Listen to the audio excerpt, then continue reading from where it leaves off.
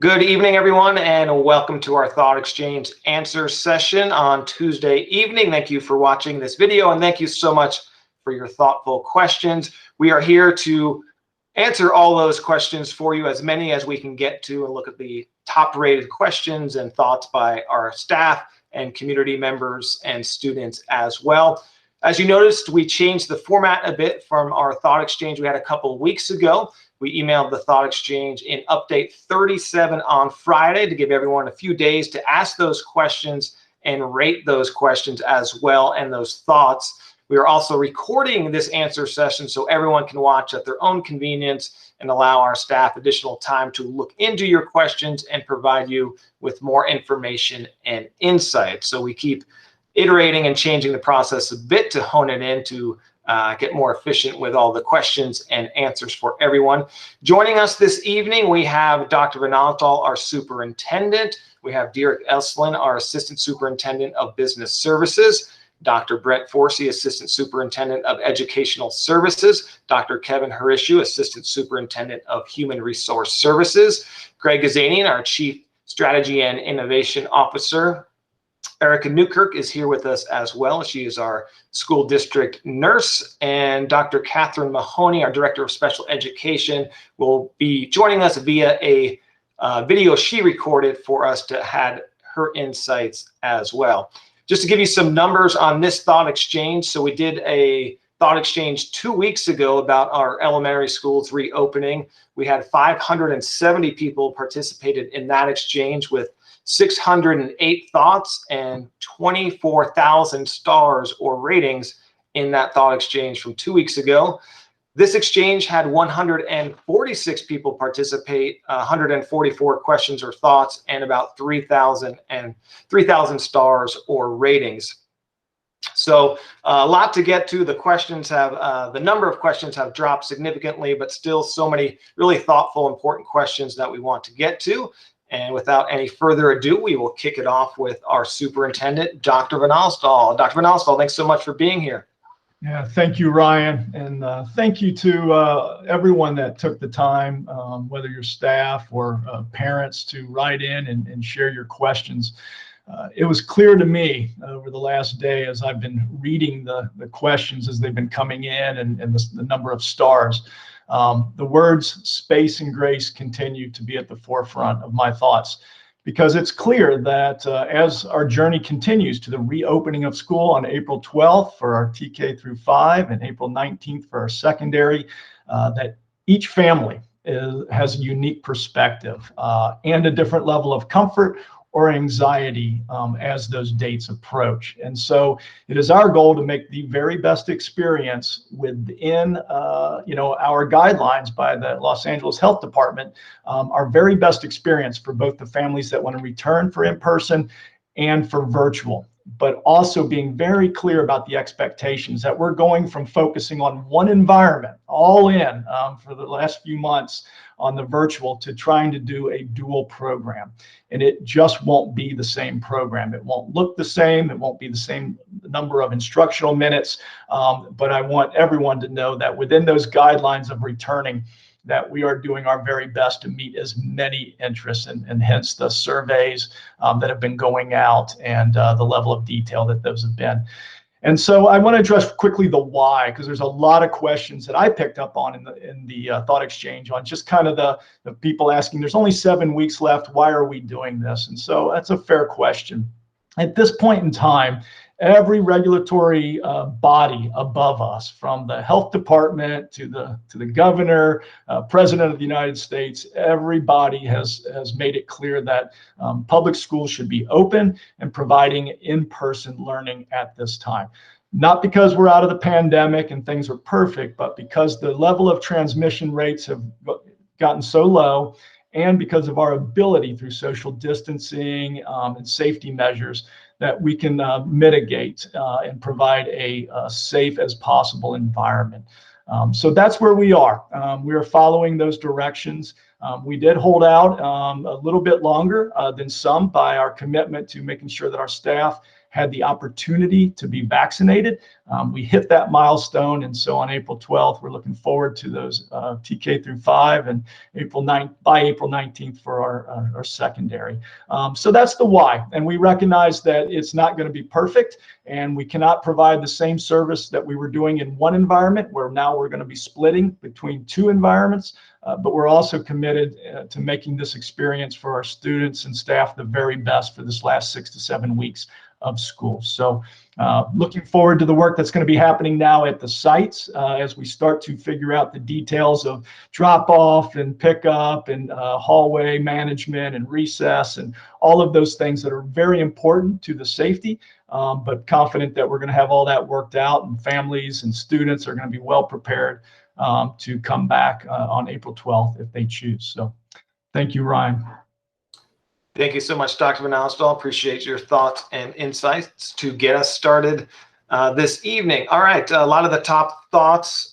So for people that are wondering, how we rate the thoughts, it's by people that go in, put their question or thought in there, then they're rated. When you're going back and looking at the results, there's 2 different tabs you can navigate. One is Hot Topics, and then the other one is All Thoughts. So Hot Topics is more of a wide variety, but when you click on the All Thoughts tab, that gives you the rating of how much particular percentage of people agree with that thought. So we're going kind of based on the All Thoughts and how many people agree with that thought and want us to address it. So we're going to get to those top 12 for sure, and then the team is here to address as many possible questions that weren't in the top 12 as possible in this time as well, so everyone is efficient with that.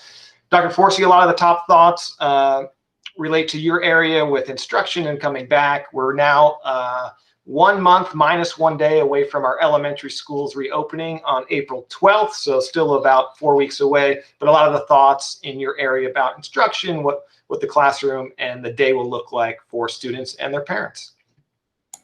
Thank you, Ryan. I'll toggle between the hot topics and the all thoughts and try to get to as many as I can and a variety of answers. So hopefully get to as many answers as possible for people.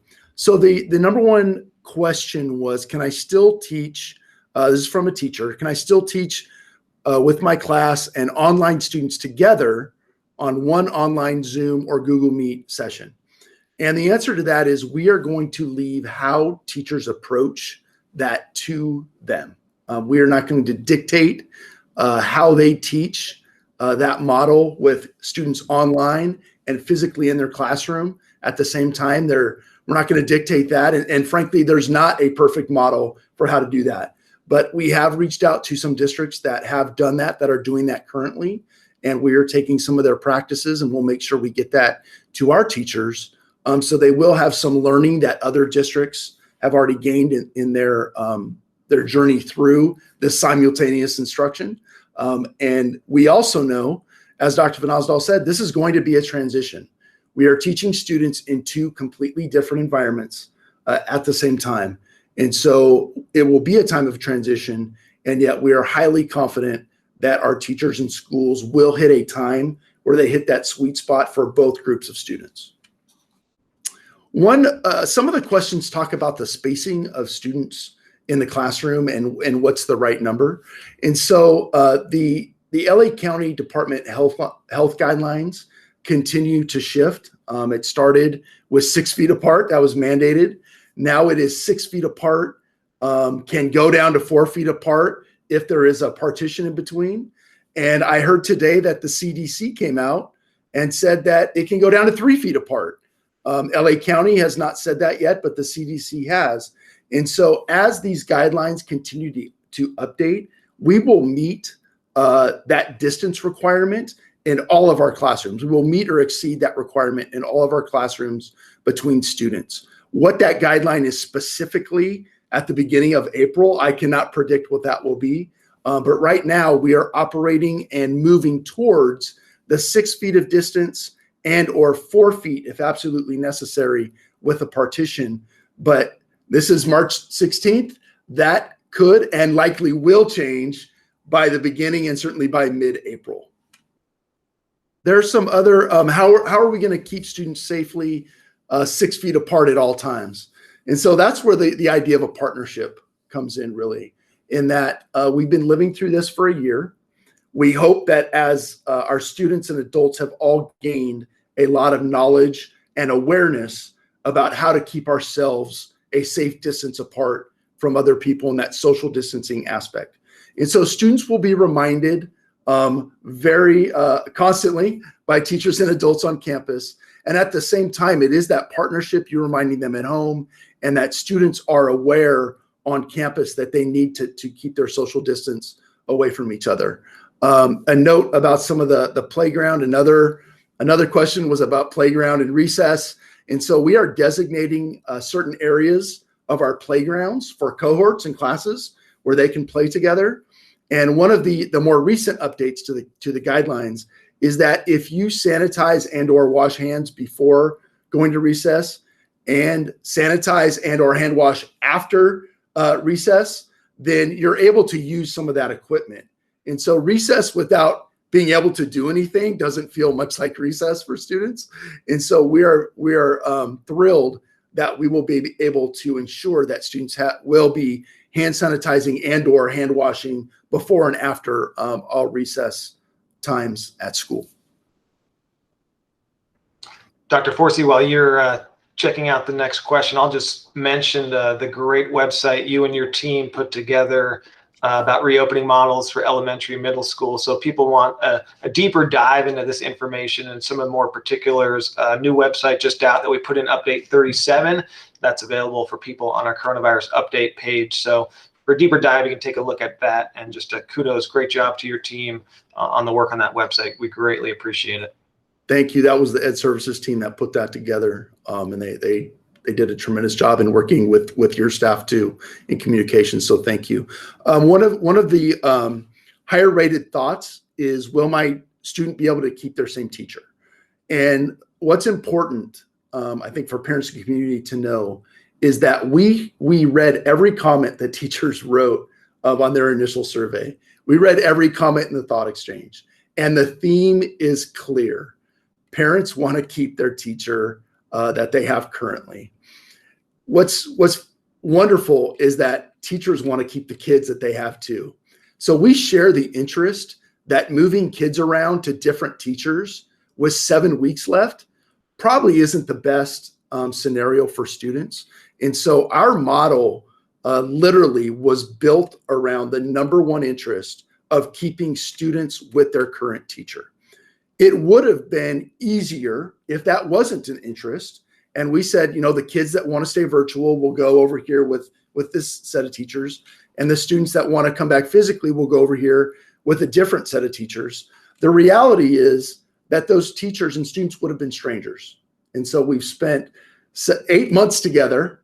And the shared interest is that we finish this year together. And so the model that we've come to agreement on ensures that most every student will be able to keep their teacher. And as important, teachers will be able to keep their kids, because teachers take a lot of ownership over your students' learning and growth throughout the year. So we're happy that has been able to work out.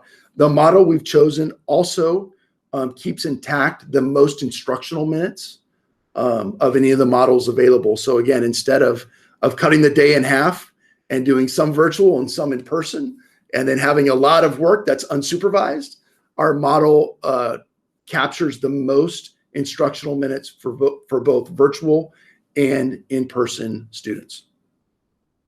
All right, Dr. Forsey, appreciate that a lot. I know you mentioned one of your earlier responses about changing guidelines that everyone's used to by this point, year into things. And one of the things we're working on, just to let people know, is frequently asked questions. We'll have that specifically up for on our website regarding questions within our district from these thought exchanges. We're working on those. A lot of those, when we're working on them from last week to this week, have changed. So we're editing and working on that, but we'll have that by the end of the week as well.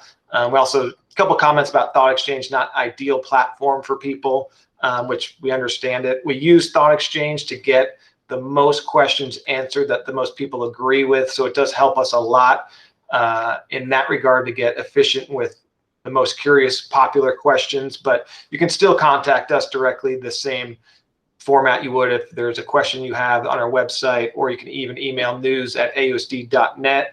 try to look at all those questions. So if Thoughtexchange isn't your preferred platform, we still have all the traditional models that you can find through contacting us in our forums on our website, and always news@ausd.net. One other question that has come up and I know teachers have expressed this interest in, that parents understand what the experience coming back to school may be and may not be. And so under the LA County requirements to keep students and staff at minimum 6 feet apart, that means many times those students will be more than 6 feet apart from other students and staff. And that your experience or your child's experience returning to physical learning will not resemble what it looked like a year and a half ago. We hope to soon get back to that. Hopefully next year we're back to that.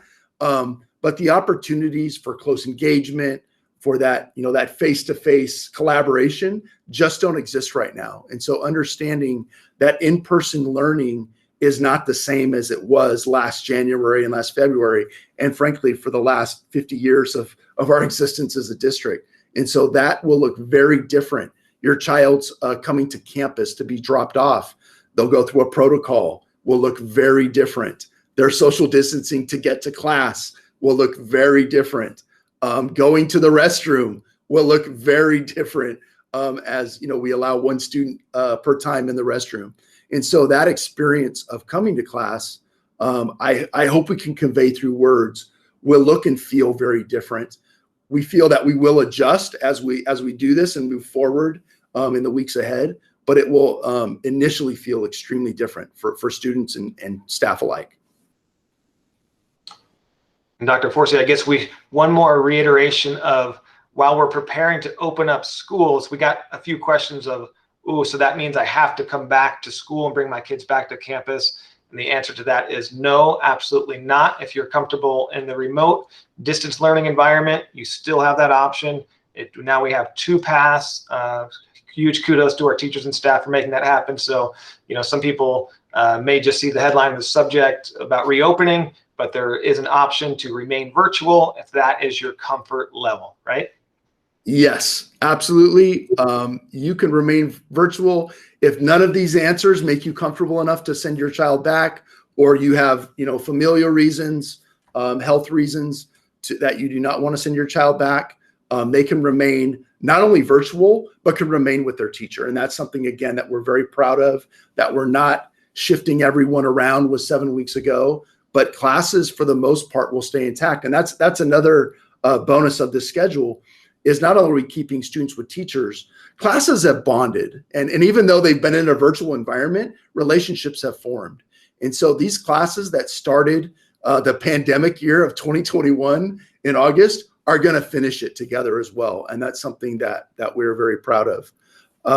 One of the other questions from middle school and high school. So I know that's kind of new information, breaking news on Friday.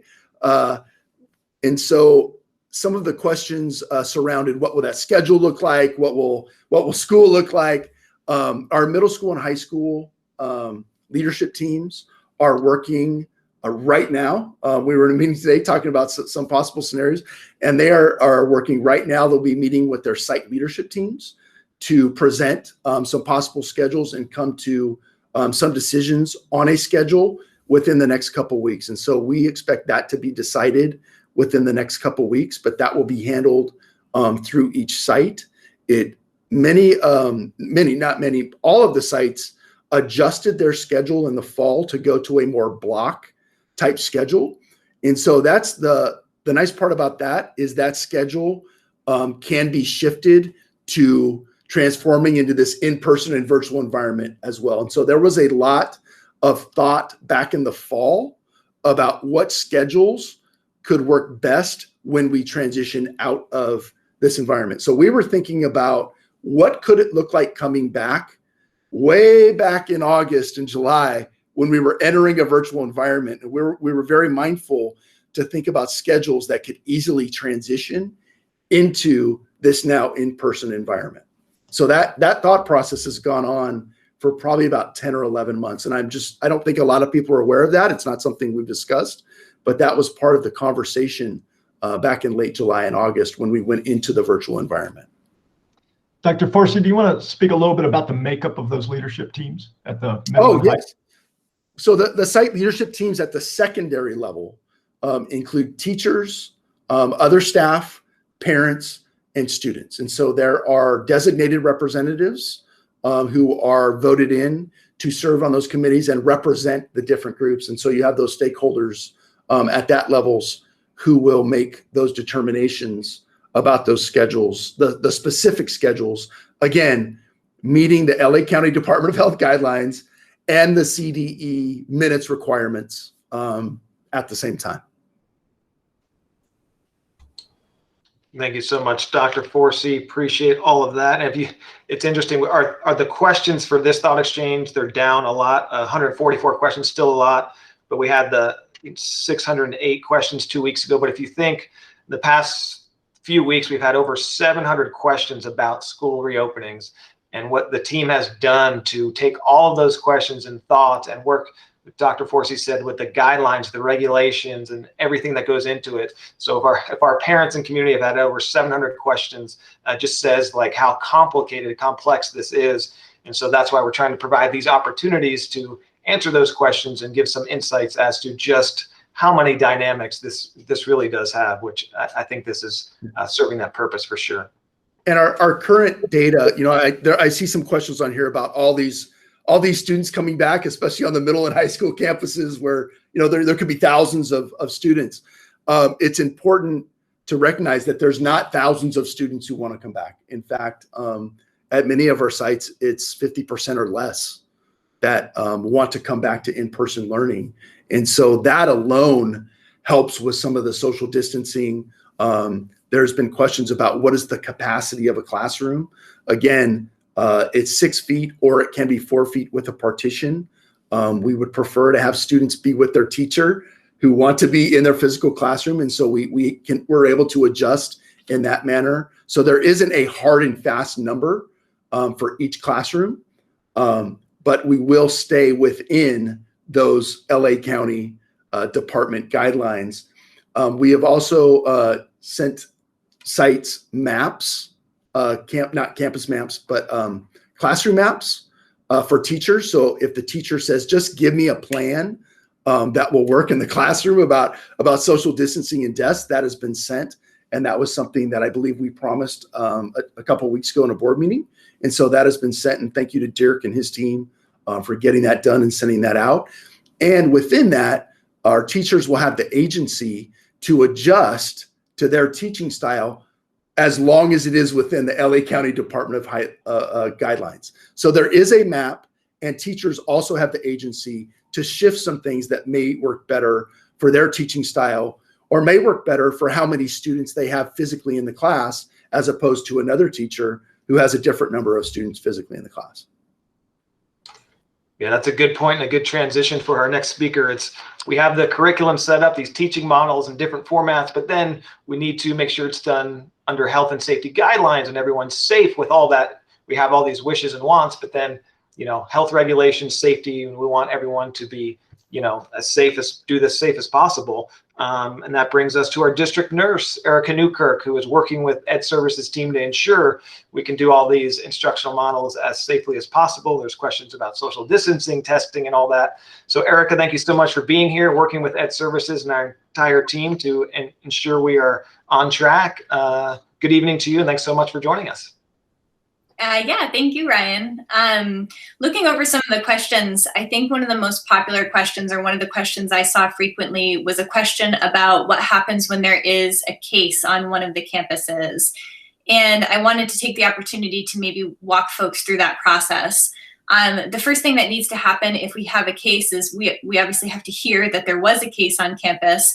And so I believe later on, Greg and Dirk are going to be addressing questions about the health screening process. But essentially, every student and staff member who comes onto campus is going to be completing a daily health screening that's going to ask questions about symptoms or possible exposures or positive tests. And then we will receive that information in real time. So we will then be able to reach out to the family to collect additional information and then start on the next steps. So once we do have notification that there has been a case in a person who was on campus during their infectious period, we're going to partner with the County Department of Public Health in order to take the next steps to make sure that we are completing our contact tracing, our reporting, and then we're going through quarantine processes with any individuals who need to begin to quarantine. The guidelines for quarantine actually just changed within the past week. For students at the elementary school level who are going to be following a cohorting model, the guidance is the same. If we do have a case within a cohort at the elementary level, we are going to be notifying all students and teachers who are in that cohort, and we're going to be advising them to begin the quarantine process. The initial notification is going to come by way of a letter or email, and then we're going to follow up those letters or emails with a phone conversation to make sure that we're taking the time to address people's questions, address concerns, offer resources, and then we'll be keeping in touch with all the individuals on quarantine throughout their quarantine, including providing information on how they can return to campus. At the middle school and high school levels, the guidance has changed somewhat. It's a little bit more flexible, and the emphasis is more on developing a partnership with the Department of Public Health. We're going to be working with one of their representatives so that we can identify close contacts. And then the same process will continue once we've identified the close contacts of the individuals. We will be sending the notification letters, and then we're going to be following up with phone calls to provide that additional support. One of the things I mentioned was testing resources, and we actually do have a list of testing resources on the coronavirus preparedness checklist that we put out in December. And then we'll be working with individuals and families to make sure that they can access testing as needed. Erica, thank you so much. Please pass on our gratitude to your team. We know they are doing miraculous work. Greg, did you want to add anything about some of the systems with testing and all that sort of stuff? I would. Thanks, Ryan. And Erica, thanks for laying the foundation for everything that's happening right now. So as Erica alluded to, this is the plan, and we also want to put systems in place to support that plan. So I mentioned it at the last board meeting, but we have been looking at several symptom screening tools, and that's the survey that everyone, students and staff and parents, will fill out before coming onto campus. And I am pleased to note that we made a selection for that system screening tool, and we'll be moving forward with it. There were three things we were looking at when we looked at those systems. One is ease of use. These are things that people are going to be using every single day. It's important for the health of our entire community. We want to make sure it's easy to use. So we did find a system that was easy to use. It meets all the health requirements, and those are the questions that Erica noted that we want people to answer every day. And it also keeps the data secure. This is health data, and we absolutely want to and need to keep it safe. So we did find a system that does all three of those things. We are beginning implementation right away this week, and our goal is to have it done as soon as possible so that people can start practicing and trying it. In fact, once it's ready, even before students are back on campus, we're going to ask people to engage with the system so that they're familiar with it. The other goal is that it is easy to access and easy to find. So we're going to be working with Ryan and the rest of the communications team to make sure that is on our websites. And whenever you need to fill out that survey, it's easy to find and nice and quick. So again, each day before people come onto campus, they'll fill out that survey. And if there is a symptom that is concerning, the system will make a note to the person filling it out that they should not be on campus. We'll be in communication with them for next steps. In addition to that, we're also putting systems in place for temperature taking once students, staff, and parents come to campus. That is going to be done through a combination of handheld thermometers and stationary temperature taking stations. So again, these are the systems we are putting in place, and we are looking forward to having them all ready when students are back. All right, thank you so much, Greg. Erica, appreciate that. And one of the connections and collaborations with Erica and her team is with Derek Eslin, our Assistant Superintendent of Business Services, who oversees facilities, maintenance, and operations. So we have all these health and safety protocols, but we need the classrooms and infrastructure in place to support that. And Derek, I know your team, huge gratitude to them as well. They've been working tremendously hard to get a lot of these safety measures and practices in place for us. Yes. Thank you, Ryan. Yeah, the staff in business services ranging from purchasing and maintenance and operations and transportation and nutrition services, they've all been doing a great job during the distance learning mode and have been working really hard as we transition into the in-person instruction as well. I'm going to just touch on three main areas right now. And the first one is PPE, personal protective equipment. We have a lot of PPE at our warehouse, and we are delivering those to our school sites. That includes masks and gloves and face shields, the floor stickers indicating direction of travel, as well as reminders for social distancing. We continue to receive donations from community organizations as well as the LA County Office of Education. So we are very well stocked with the basic PPE that we'll need. Any specific requests that are coming in from our teachers and school sites, we're placing those orders and having those delivered to the sites as soon as possible. A big part of that PPE is the hand sanitizer. We will have a hand sanitizer dispenser in every classroom when schools reopen for students. Classrooms that do have sinks will, of course, also have hand soap to make it really easy for students and staff to practice good hand hygiene. In terms of cleaning and disinfecting, our operations department has developed a cleaning schedule so that all classrooms will be disinfected at least on a daily basis, if not several times throughout the day, especially those high touch point areas like door handles, keyboards, anything like that, where there's a lot of people interacting with that device. All of our operations staff will have electrostatic sprayers, which will be using a peroxide-based disinfecting solution. And the electrostatic sprayer causes that disinfecting solution to be evenly distributed on surfaces throughout the classrooms. I do want to add that we are going to be following a set schedule. We don't want to clean and disinfect too much. We know that overexposure to cleaning solutions is not good for our staff and students. And so we're going to really stick to this schedule that's at least once a day, if not a couple times a day for the busiest areas. Moving on to ventilation.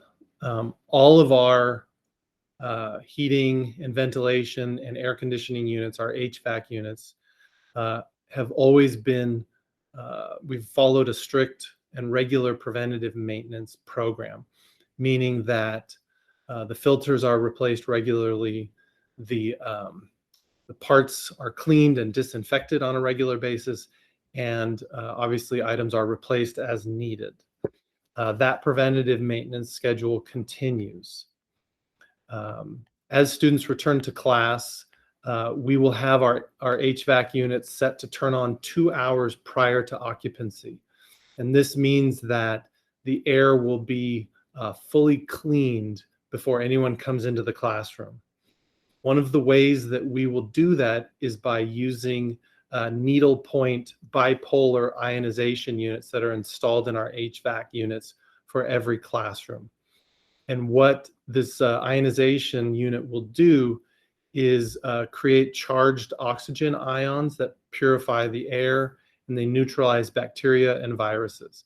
And that will definitely be done within that 2-hour window prior to occupancy. We also have the air dampeners on our HVAC systems set to bring in a minimum of 15% outside air, fresh air. That's the standard that's been required of school districts for many years, and we continue to meet that requirement. And then lastly, just a couple quick points on some other areas. Nutrition services will be continue to provide meals to students in distance learning mode, and we'll also have the grab-and-go meals available for students on campus. Those plans will probably look a little different on every campus, depending what best suits the schedule for each of those campuses. And then lastly, our transportation department will be providing transportation to our students with disabilities that have transportation provided to them through their IEP. And of course, those buses will be cleaned and disinfected on a daily basis, and we will practice social distancing on those buses while the students are there. Thank you so much, Derek. Appreciate that. And we know so many of the people you just mentioned on those teams aren't coming back. They've always been here supporting from last year till now. So, so much thanks to them. It's just remarkable work by all of them. Speaking of amazing, Dr. Hirshu, our Assistant Superintendent of Human Resource Services. Kevin, right before I came on this recording, I was talking to somebody in the hallway, how appreciative they were of all the notifications you and your team sent out for the vaccinations, all the work you did. She was so thankful to receive all that and get what her and her family needed. So pass that on to you and your team. I know lots of thank yous to your team for all the work you guys did on that. So thank you, thank you, thank you. Thank you, Ryan. On the topic of vaccines, that has come up from some of the community in relation to wanting to know more information on our vaccination process. First and foremost, people were interested if teachers have to be vaccinated before returning, teachers and staff. And currently, the state of California does not mandate that teachers and staff be vaccinated to return to an in-person model, nor does California law prohibit vaccinated people from entering our school sites. However, as Erica Newkirk and Greg Gazanian mentioned before, LA County Department of Public Health does require daily health screenings before enter a district's school or facility, and we will be adhering to that on a consistent basis. Another question in relation to vaccines that came in was asking if AUSD would be able to provide vaccinations to the family members of staff members. Now, unfortunately, AUSD does not get to set the rules related to the distribution of vaccines. What I can clarify for everyone here is that our allocations of vaccines that have been provided to us by LA County Department of Public Health, those have been specifically allocated for staff members only. And thus we have implemented a system so that our staff members can get vaccinated accordingly. And then finally, there's a third realm of questioning that has come up related to out-of-state travel, spring break, and quarantining. Currently, LA County Department of Public Health guidelines state that there's a 10-day self-quarantine that's required for non-essential out-of-state travel. And, you know, now that we're moving into the red tier this week, we will be keeping an eye on the LA County Department of Public Health to see if they're going to change this requirement. Currently, right now, the state of California does not require that quarantine. It's simply a recommendation. However, LA County Department of Public Health has this 10-day self-quarantine for non-essential out-of-state travel only. So therefore, we will continue to watch this. We know things are changing quickly from case rate, and we have just dropped from the purple tier, and we are moving into the red tier. And we think that, or we'll be looking to see if there are some changes related to this, and keep staff and community updated accordingly. Thank you. Thank you so much, Kevin. And yeah, the one constant we know through this pandemic is change. Absolutely. So we'll stay on top of all of that. One of the few constants is change. And wrapping up our panel, last but definitely not least, is Dr. Catherine Mahoney, who was kind enough to record a video for us as she had other obligations to attend to. But here is Dr. Catherine Mahoney, our Director of Special Education. Hello, I am Catherine Mahoney, Director of Special Education for Arcadia Unified School District. As we've received information via the parent interest and parent commitment surveys over the past few weeks, we've been able to begin to finalize some of the details related to reopening that we started working on over this past year. Students with IEPs will continue to receive their special education services and supports, regardless of which option a parent or family may have selected for their student. So for instance, if you selected to continue the virtual learning program or are opting into the in-person options available for your students at their school site. So for example, our transportation department has been collaborating with us to plan for transportation services for those students who have that service on their IEP. For those students who've let us know that they like to participate in the in-person option. So we're already planning for those routes and pickup and drop-off times. We heard from many families who selected the in-person option that time in the classroom with the teacher and classmates is really important to them. So we'll be working to provide continuity in our related services, maximize time in the classroom, and mitigate health and safety concerns by continuing to provide some related services virtually. For those students for whom in-person services may be more effective, teams will communicate with families to better understand what your students' participation might look like in consideration of LA County Department of Public Health guidelines, such as maintaining a face covering, social distancing.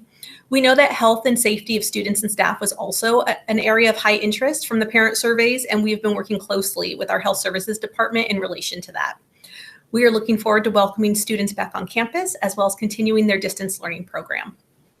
Okay, thank you so much, Dr. Mahoney. Really appreciate that and her taking the time to join us via video as well. So we hoped we got to as many questions as possible. Again, we're going to have a FAQ on our website by the end of this week. We have a board meeting on Tuesday where we'll continue to have all of our department updates as we've been doing since we've been doing virtual board meetings last March. So we will have that as well. All the new resources we mentioned in update 37 are also on our district webpage, coronavirus webpage, and we will continue to answer as many questions as possible for everyone as we continue to progress towards April 12th and reopening for all of our schools. Again, really appreciate the questions. And before we close it out, I'll just throw it over to Dr. Van Alstall with some final thoughts, and we will wrap this up. Dr. Van Alstall, to you once again. Yeah, thank you, Ryan. Yeah, just again, thank you to everyone for continuing to ask such thoughtful questions. We want to make sure that as we progress, that everyone, we move together and everyone knows the information. I'll encourage everyone as we're transitioning now down to the sites again, making those very site-specific questions, that a lot of the questions will now be answered at those site levels by the principals. And as you mentioned, both at the secondary level and the elementary, those site-based council or leadership teams will be making a lot of those decisions with input from all of those constituent groups, the parents, the students, and teachers, staff, administrators. So looking forward to that thorough and transparent process, and just confident that just like we saw in the summer when they created some schedules that worked for each site for virtual, we're going to see that same level of collaboration and work as we look to open for April 12th and 19th. So thank you again to everyone, and look forward to continuing to update you on the progress. Thank you so much, Dr. Van Alstall, and a big thanks to our panel who helped answer and provide insights into all these very important questions. And we will definitely have another opportunity for parent, staff, community feedback as we continue to get closer to reopening schools. In the meantime, you can check out our website, ausd.net, for more information related to schools reopening. Thank you, everyone. Have a great day and a fantastic night.